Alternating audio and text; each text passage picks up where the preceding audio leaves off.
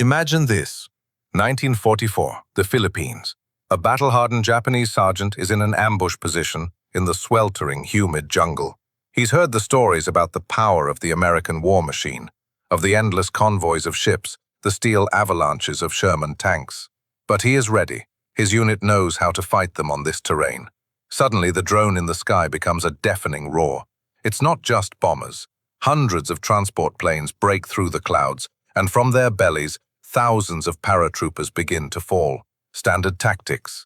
But then, something impossible happens.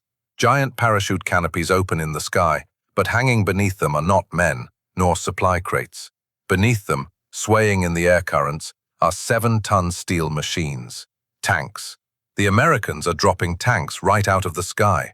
This picture is so fantastic, so completely shattering to any concept of warfare, that it seems like fiction. But the idea was absolutely real, and it gave birth to one of the most unique and controversial engineering marvels of the Second World War, the M22 light tank, better known as the Locust. Today we're not just going to tell the story of this incredible weapon, we're going to answer the main question. Did Japanese soldiers ever see this steel rain with their own eyes? The answer will surprise you. This is a story about the dream of giving armor wings, about the brutal reality of engineering compromises, and about how one of the boldest ideas in American tank design found its destiny thousands of miles from the jungles it seemed to be born for. To understand why anyone would even need to drop tanks from the sky, you have to understand the primary weakness of any airborne assault. Paratroopers are the elite, brave, superbly trained soldiers capable of striking at the very heart of enemy territory. But they are light infantry. They jump out of a plane with only the weapons they can carry on their backs. Machine guns, mortars, bazookas, that's all fine. But what do you do when an enemy tank rolls out from behind the trees, or when you need to suppress a well-fortified machine gun bunker? In that moment, paratroopers become desperately vulnerable. They needed their own armor, their own cavalry, that could arrive with them from the heavens. This idea was floating around in every army in the world. The British were experimenting with their Tetrarch tank. The Soviets went even further, strapping wings and a tail to a T-60 tank, creating the insane A-40 flying tank prototype. But it was in America that this concept was taken to mass production. In February of 1941, even before Pearl Harbor, the military laid out the requirements for a new weapon, an airborne light tank. The task seemed almost impossible. The machine had to be light enough to be lifted by an existing or prospective transport aircraft.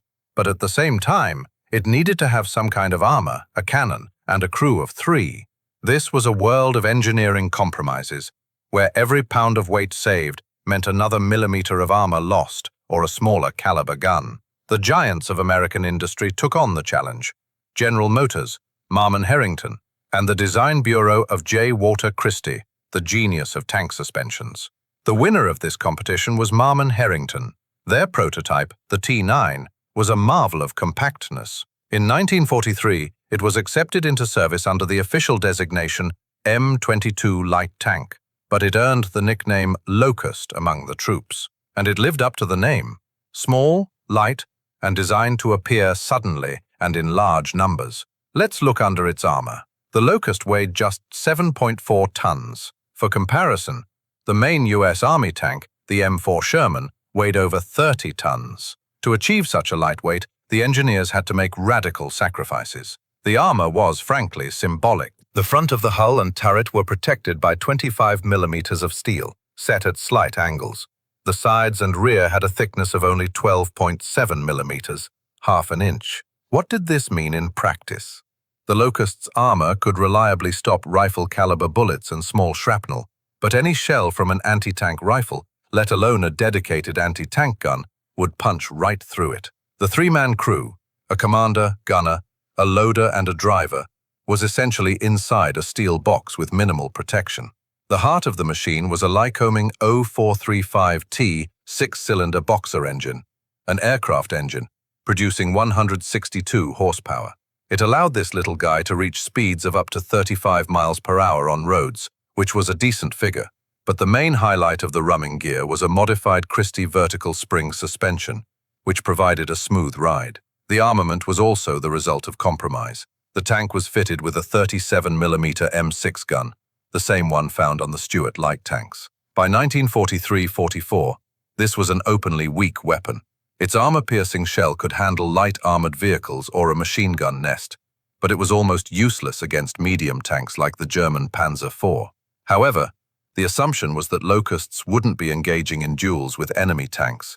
Their job was to support the paratroopers with fire and tracks in places where the enemy had nothing heavier than a machine gun. But the most difficult technical problem wasn't the tank itself, but the method of its delivery. How do you lift a 7-ton machine into the air and bring it down safely? The idea of dropping it on multiple parachutes was too dangerous and inaccurate. The primary delivery method became the glider, a huge, unpowered aircraft that a transport plane would tow to the drop zone and then release for a silent glide to the ground. But this presented a new snag. The standard American Waco CG-4 glider was too small. The Locust simply didn't fit inside. The Americans began to experiment.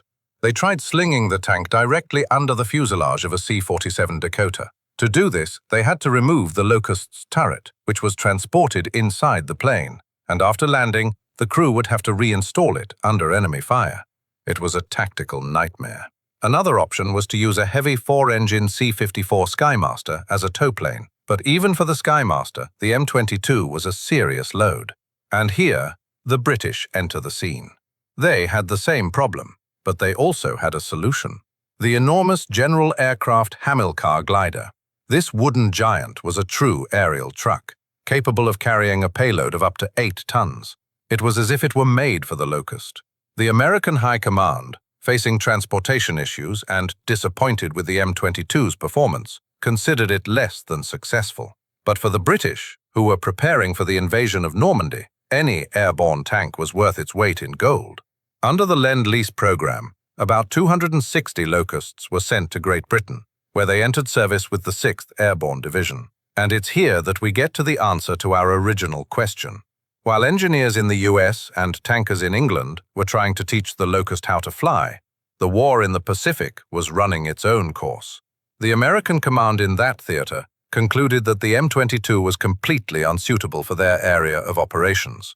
Its thin armor would have been vulnerable even to Japanese 47mm anti-tank guns. Its narrow tracks would have bogged down in the jungles and swamps, and the complex logistics of delivering them by glider across vast ocean expanses was simply unthinkable. For that reason, not a single M22 Locust tank was ever sent to fight against Japan. The scene we painted at the beginning, the Japanese soldier seeing American tanks on parachutes, never actually happened in reality. It's a powerful image, a military myth, born from the sheer audacity of the idea. But the Locust story doesn't end there, because it did see combat, and its baptism by fire became one of the most dramatic and chaotic episodes of the last major airborne operation in Europe. March 1945. The Allied armies stand on the west bank of the Rhine River, the last natural barrier on the way into the heart of Germany. To force the river, they planned Operation Varsity, a massive airborne assault involving the American 17th and British 6th Airborne Divisions. And as part of the British force, 8 M22 Locust tanks were preparing for their first and final battle. On March 24, 1945, hundreds of planes and gliders took to the air.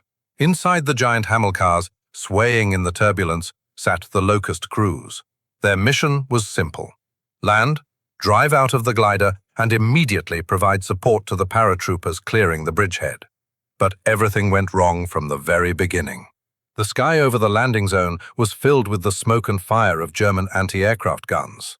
The gliders, massive and clumsy wooden targets, suffered heavy losses. One Hamilcar with a Locust aboard was hit in mid-air and crashed to the ground, burying both the tank and its crew under the wreckage. Another glider cast off from its tow plane too early, and its tank ended up several miles from its objective. Those who were lucky enough to make it through faced chaos on the ground.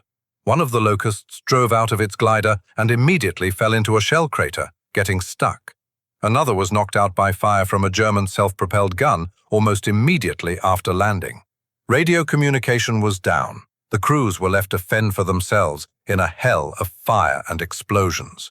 But some broke through. One Locust managed to support American paratroopers who were pinned down by heavy machine gun fire. Its 37mm gun, useless against tanks, turned out to be the perfect tool for suppressing enemy strongpoints. Another tank, moving with British infantry, took on German snipers and helped clear several houses. For a few hours, these tiny machines did what they were created for. They were the only armor on the beachhead, inspiring confidence in their own troops and fear in an enemy who never expected to see tanks appear out of thin air. By the end of the day, Operation Varsity was a success. The bridgehead was secured. But for the Locust, this was the end. The experience of its deployment showed that the idea was correct, but this specific execution was a failure. The tank was too weakly protected, too weakly armed, and too difficult to deliver. After the war, the remaining M22s were quickly decommissioned. So, was this story a failure? From the perspective of the machine, yes. But from the perspective of the idea, no. The Locust was a bold experiment, a necessary mistake on the path of military development. It proved that airborne forces needed armor and forced engineers to find new, more perfect solutions. The experience gained with the M22 directly led to the creation of post-war airborne tanks like the M551 Sheridan, which was actually dropped on a parachute platform in Vietnam. So while the Japanese soldier never saw that steel rain over the jungle, the dream of tanks with wings was absolutely real. It was a dream forged in metal, tested in battle, and paid for in blood. The story of the Locust is a reminder that victory in war is won not only by the strongest, but also by the boldest ideas, and that sometimes, to take a step into the future, you first have to take a desperate leap from the sky.